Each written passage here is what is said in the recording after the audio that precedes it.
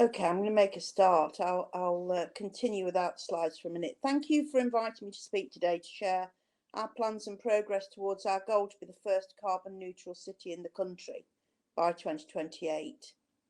This is very ambitious, but we are an ambitious city and have a history of leading on tackling climate change, going back to the Nottingham Declaration on Climate Change launched in 2000, which was signed by over 300 local authorities. This early commitment and ongoing work has put us in a healthy position to aim for 2028, but it won't be easy. Okay, can we move on to slide 2, please? Thank you. So the graph shows how our carbon emissions have decreased since 2005, with most of the reduction taking place in industry and commerce, but with emissions from domestic sources going down by 38%. Key drivers of the change have been our energy from waste district heating scheme, 4,000 energy efficiency measures in homes, and the introduction of the workplace parking levy, which enabled the decarbonisation of public transport. And you can see that we've done very well, but the trend line clearly shows that we're not on target and we have to make a step change in order to meet the target. Can you go to the next slide, please? So in response to the IPCC special report, I set out our policy to make Nottingham carbon neutral by 2028 in January 2019. And then we published in March, in partnership with our Green Partnership, our carbon neutral charter. And at the heart of this is the need to balance environmental sustainability with social justice, using the donut model as our guide. After the local elections in May 2019, I became deputy leader, retaining my remit for carbon neutrality, and believe this has been very beneficial because I'm in a position to drive progress forward, and it sends a strong message to the rest of the city that this is a vitally important part of our programme. It's encouraged engagement with a range of different organisations, and carbon neutrality is seen as central to the recovery of the city by the coalition of private and public sector bodies on our growth board, and has won support and collaboration from a variety of organisations, including our 2 influential universities. In January of the following year, I formally declared a climate and ecological emergency, and the action plan, after a widespread consultation, was adopted in March. By the summer, we had in place a clear structure for managing the plan, with an implementation group of senior representatives of all council departments reporting back to me at the Carbon Neutral 2028 board, and our external partners in the Green Partnership monitor progress at quarterly meetings. Next slide, please. So this slide summarises our action plan, which has 4 sections. The largest section of which is carbon reduction, which has a variety of different categories within it. For transport, there's the work of the workplace parking levy, which has been a major driver in suppressing car commuting in the city, and has enabled us to deliver clean, efficient and attractive public sector transport, including the tram. And our work so far has had a positive impact on air quality, and as a Go Ultra Low city, we've been at the forefront of the switch to electric vehicles, working across our LEP area to install a network of public charge points, converting our own fleet, including the first 2 purpose-built EV refuse collection vehicles, and our own EV maintenance facility, which is open to other fleet operators and the public. And we installed the first bus and U-level lane in the country to encourage one of our growing residential areas to switch to EV. We're supporting local businesses in making the switch to EV with a try for before you buy scheme for hackneys, vans and e-cargo bikes, which is backed up by the workplace travel service, which helps with installation of infrastructure. We've been very successful in bidding for Transforming Cities funding, and that will enable us to press ahead with improvements to active travel infrastructure. And as far as the built environment goes, we've been a test bed for cutting edge technology such as Energy Sprong, but we've been improving energy efficiency of our social housing stock for many years, and we're now supporting hundreds of cash poor homeowners to benefit from the Green Homes Grant. Our carbon neutral supplementary planning document is on the way, and we've got a large city centre development site which has come available as the result of the demise of Into, with the Broadmarsh shopping centre falling into the council's hands, and we're determined to put carbon neutrality at the heart of that development. As far as energy generation is concerned, I've been known to say that if it stands still, I'll stick a solar panel on it, and that is true.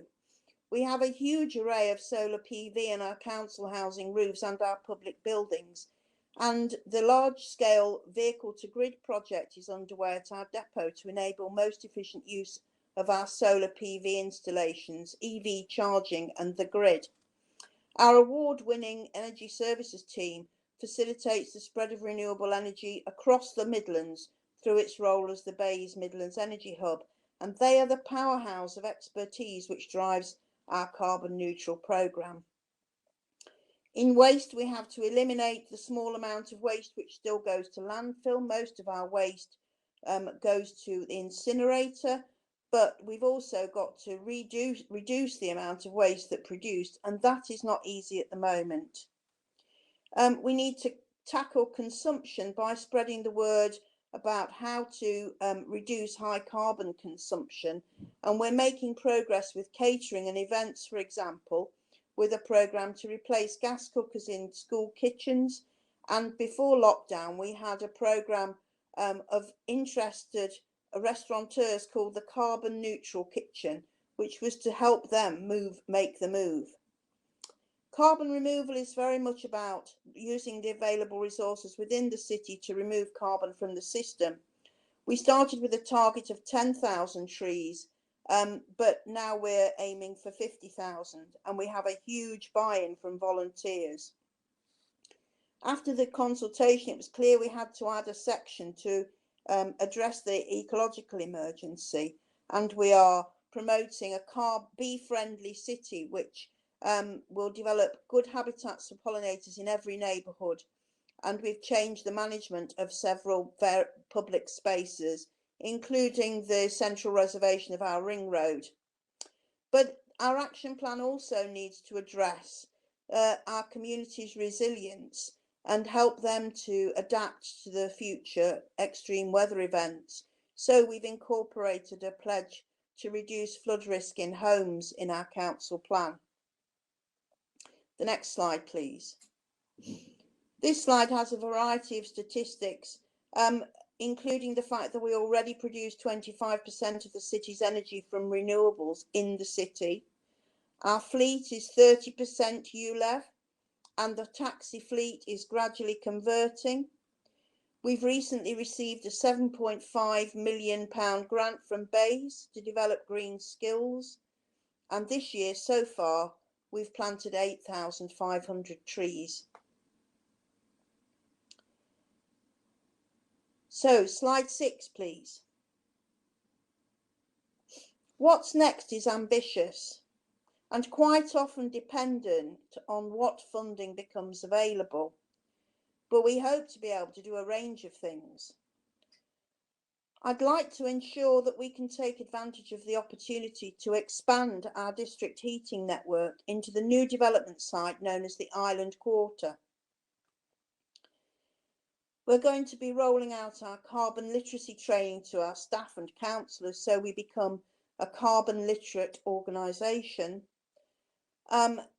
We need to develop a master plan for the Broadmarsh area which embraces carbon neutrality. Frankly, if we don't do that, we will get a lot of stick from residents. There's a lot of pressure on us to make it work for the environment. And as a nation, we need to develop more last mile delivery solutions. As I said, we're supporting businesses in making the switch to EV vans and e-cargo bikes. but that will not in itself deal with the local delivery issues. Slide 7, please. We have massive challenges. As many of you will understand, we are under considerable pressure financially, not unlike many local authorities, some of our own making, but primarily due to cuts to central government funding over a long period of time and the pressure of the COVID response. We need to continue to deliver good services to our citizens and attract external funding in order to keep our outstanding teams of officers busy working towards our carbon neutral goal in 2028. COVID has fundamentally affected the way people live, work and travel, and there are lots of unknowns about the post-COVID world.